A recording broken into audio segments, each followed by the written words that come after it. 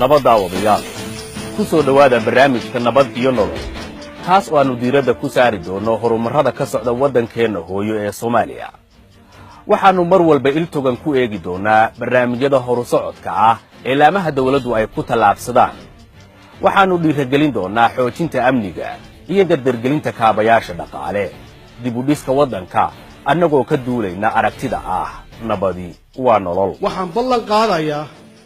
sharafkii iyo ciisadii iyo karaamadii Soomaaliya inaan soo celiyo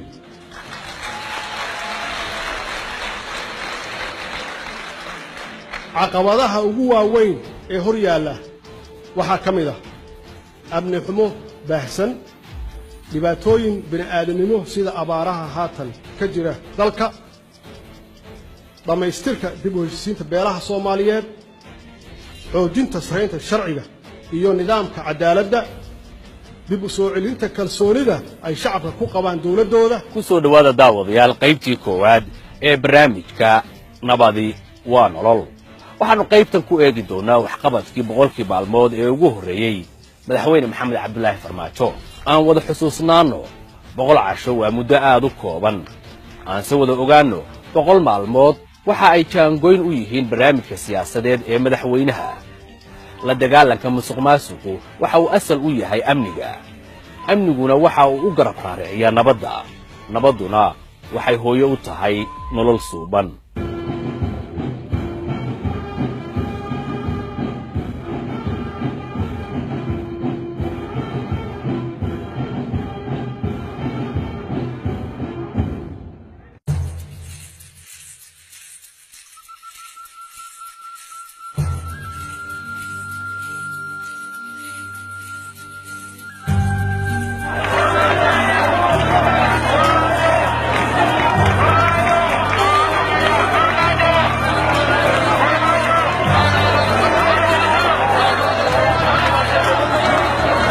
markii golaha shacabku aqlabiyada ay ku doorteen madaxweynihii waxaa dabaaldegyo farxadeed markiiba bilaabay shacabka kuwaas oo u muuqday in sidii ay wax u rabeen wax ugu dhaceen waxaa taa barbar socday madaxda caalamka oo halays ka dhigtay guusha shacabka Soomaaliyeed baale This is a clear indication that none other than Somalis can decide on their own fate. telefishinka Al Jazeera waxa uu toddobaadka isbarbardhig ku sameeyay dhowr hogaamiye oo ay u kurgalayaan sumcadda ay bulshadooda ku dhex leeyihiin Al Jazeera qiimayntii ay samaysay waxay ku sheegtay in jamaahiirta oo dhamma isku raaceen madaxweyne farmaajo inuu yahay shakhsi hufan oo sumcad leh يعلق الصوماليون آمالا كبيرة على حكم الرئيس المنتخب محمد عبد الله فرماجو الذي يصفونه بالسياسي النزيه وحسن السمعة 16 فبراير ayuu si rasmi ah madaxweyne farmaajo xilka ula wareegay waxaana uu ballan qaaday in dawladdiisu ay ku shaqayn doonto rabitaanka shacabka markan madaxweynaha waxaa hor yaalla inuu muddo 3 casho ah ku soo magacaabo ra'iisul wasaare cusub oo hogaamiya golaha xukuumadda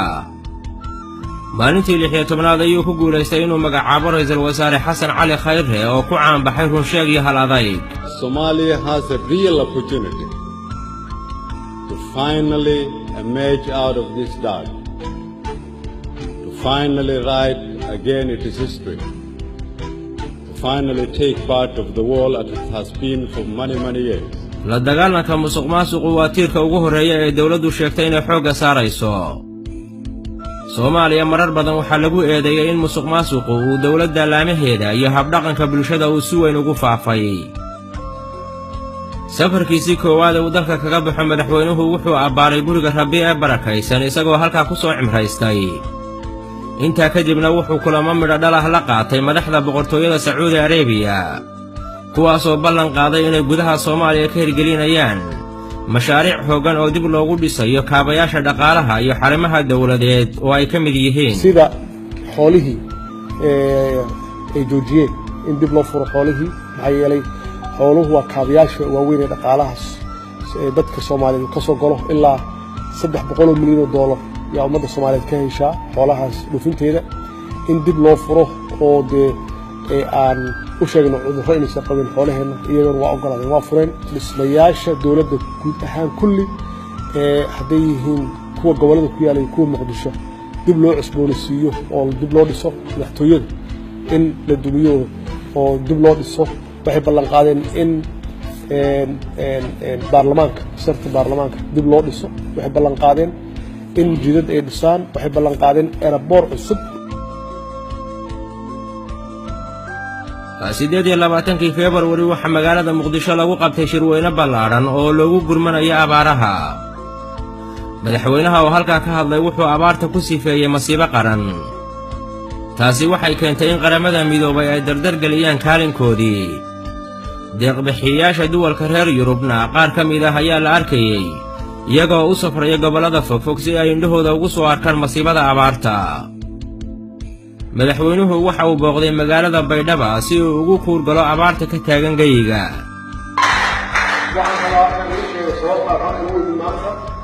laba arrimood yaa ugu weyn kow inaan abaar la qaybsado oo abaarta ilaahay keenay aad la dhibaatootee oo cudurradeeda wadata inuu ilaahay naga dul qaado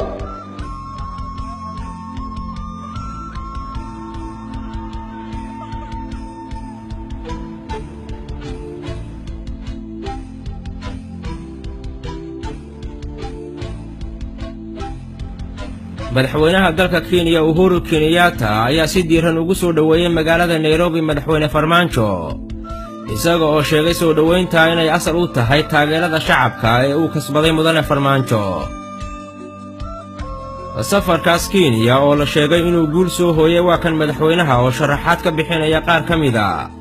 libtii socdaalkaas uu ka keenay wuxuu ahaa safar miradhal ah oo keenay in dadka Soomaaliyeed oo mari jiray meesha la yiraahdo Wajeer oo lagu dhigi jiray anigu xitaa aan ka mid ahaa markaan prime minister ka ahaa oo aan qaadanay diyaaradaha shacabka aan arkay dhibka ay marayaan dadka Soomaaliyeed in aan arrintaasi xal u helno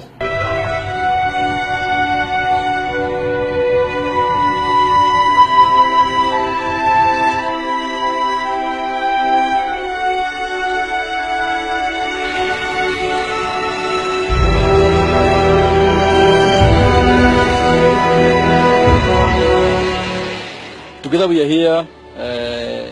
to basically witness this very historic event whereby we have a direct flight from Mogadishu to Nairobi. daraartii 5 Abriil qaraxyo ismiidaamin ah oo al-shabaab soo maleegtay ayaa salfaday nafta 6 ruux tiraynta ka badanna way ku dhaawacmeen madaxweynaha Soomaaliya Maxamed Cabdilaahi Farmaajo oo ku labisan dareyska ciidanka ayaa daraartii taa xigtay cilaamiyay in waddanku uu xilligan ku jiro dagaal ka dhana al-shabaab waxa uu sidoo kale cafis u fidiyay intooda rabta inay nabadda qaataan kuwaas oo dhaqan celin iyo waxbarasho loogu ballan qaaday subax wanaagsan saa u jeedaanba maanta waxaan rabaa inaan idinla wadaago kow horta waxaan rabaa inaan u tacsiyeeyo shalay arrintii foolxumada ahayd oo dhacday qaraxa ahaa oo ay ku nafwaayeen 6 qof dad badan ay ku dhaawacmeen runtii qaraxyada waxay noqdeen wax soo noqnoqda oo aan dhammaan saas darteed yaan maanta waxaan u cilaaminayaa ummadda Soomaaliyeed guud ahaan in dalku uu ku jiro xaalad dagaal uu ku jiro xaaladan dagaalka ahna aysan noqon doonin hal dhinac oo kaliya dagaalkan uu noqon doono dagaal hadduu Ilaahay yiraahdo xaq ah بعدما أن حق صعنه إلهي إنه نلجر دور إن شاء الله madaxweyne Farmaajo iyo ra'iisul wasaare Khayro oo ujeedadoodu tahay xukun daadajin ayaa shir 2 maalmood socday ku qabtay caasimadda waddanka waxaana shirka wada tashi qayb ka ahaa madaxda maamul goboleedyada waxaana la isla afgartay wada shaqayn iyo isu tanaasul buuxa waxaan isla gaarnay inaan ka shaqeyno danta guud ee ummadda Soomaaliyeed inaan ku midowno دور arrimood oo muhiim ah ee aan shaqeyno Soomaalinimada aan shaqeyno waxaan ku heshiinay inaan isu tanaasulno waxaan ku heshiinay dadka maanta Soomaaliya haysta oo amnimada inaan ka wada shaqeyno oo aan policy guud ama siyaasad guud aan ka lahaano sidii aan dalkan nabad ugu soo dabaan lahayn ummadda Soomaaliyeed nolol fiican aan ugu hogaamin lahayn dabayaaqadii bishii Abriil madaxweynaha oo hogaaminaya wafdi ballaaran ayaa martiqaad rasmi ah ku tagay waddanka Turkiga soo dhaweyn heerkeedu sarreeya ayaa madaxweynaha loogu sameeyay Turkiga iyada oo loo goglay roog ku midabaysan calanka buluugga ah waxaana hareer socday oo salaanta ka qaadanayay madaxweynaha askar gaardiyeysa oo ku labisa midab xalan oo qurxoon dowladda turkigu waxay goor walba waayihii dambe garab siinaysaa Soomaaliya oo ah dal haatan u muuqda inuu ka soo kabanayo dagaallo sokeeyo oo sanooyin badan socday turkigu Soomaaliya waxa uu ka hirgeliyay mashaariic lixaad leh oo dib loogu dhisayo kaabayaasha dhaqaalaha ee waddanka 8 May madaxweynuhu wuxuu gaaray degmada Afgooye ee gobolka Shabeellada Hoose waxgaradka reer Afgooye waxay aad uga cabteen isbaarooyinka wiiqay sumcadda magaalada waxayna madaxweynaha ka codsadeen umuurta inuu wax ka qabto mudane madaxweyne magaaladan dhibka haya ilaahayba iyo inta joog waxaan u malaynayaa magaalada gudaheeda dhowr isbaara dhexda waa magaalada gudaheeda dhowr isbaara dhexda bannaanka haddaad u baxdana warkeed bannaan wax laga qabtona ma jirto isla madashaas ayuuna madaxweynuhu go'aan rasmi ah ka soo saaray kaas oo dharaartii xigtayba Afgooye isbaarooyinkii lagaga nadiifiyey maqlaysaan wiilashayda laga bilaabo maanta hadduu ilaahay yiraahdo qofkii lagu arko isbaaro wiilashayda ma aha dowladdaani dowlad xoog ku timid ma aha waa dowlad shacab rabitaan shacab ku timid weeye awooddan idinkaa iska leh annagu ma lihin annagu waxaan inahay adeege intii aan la qaban shirkii London dawladdu waxay dadaal gelisay sidii Soomaalidu aragti midaysan ula tagi lahayd London waxaana la abaabulay shirar lagu lafagurayo diyaar garowga shirkaas iyada oo la aabiyay ajandayaal culculus oo danaha Soomaalida lagu jaangooyay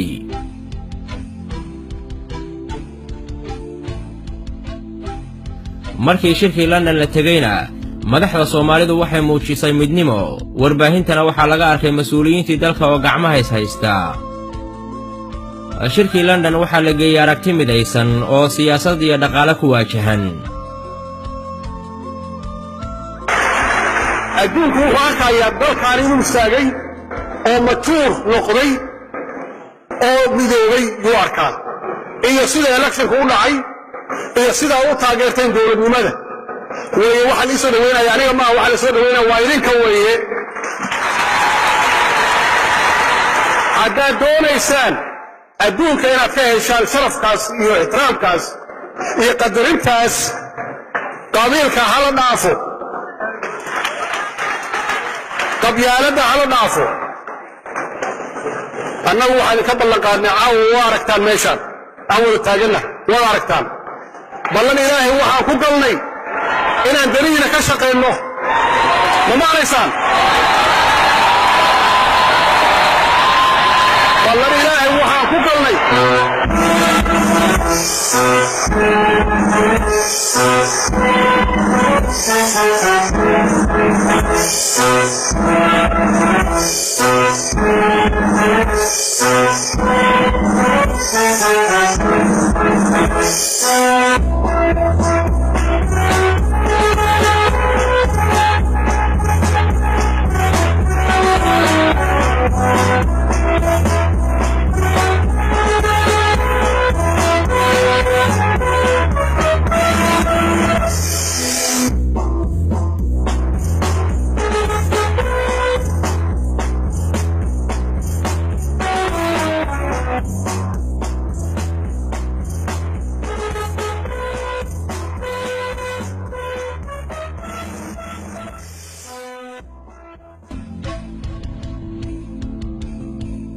mar kale kulanti wanaagsan meel kastoo naga dheehanaysaan kuna soo dhawaada qodobada warka ugu waaweyn daawadayaal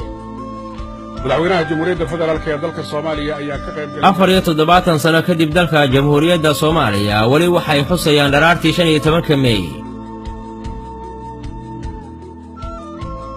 xilli adag oo Soomaalidu xindaab gumaysi ku kala oodan tahay ayay dhaqdhaqaaq wadaniidaysan bilaabeen barbaar Soomaaliyeed oo tiradoodu 13 tahay kuwaas oo fikirkooda ku fidiyay shantii qaybood ee Soomaaliya gumaystuhu u kala dhambalay dhalintaasi waxay talaaleen mabaadi' tir adag ku tiirsan judhii horeba waxay bilaabeen barnaamijyo cilmi kororsi ah oo lagu dhisayo garaadka dhallinyarada. marxaladda kolkii ay ka gudbeen ee garash ahaan SYL iyo Soomaalidu wada jaan qaadayna waxay markii dambe toos u abbaareen dhanka siyaasadda iyo la dagaalanka gumaystaha.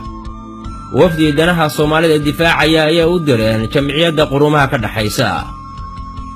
halgankii siyaasadeed ee sooyaalka SYL barnaamij gooni ah ayaynu ku eegi doonaa. waxaase la isla qirsan yahay SYL xorriyadda Soomaaliya door weyn inay ku lahaayeen. 74 sano kadib weydiintu waxay tahay maxaynu ka baran karnaa SYL?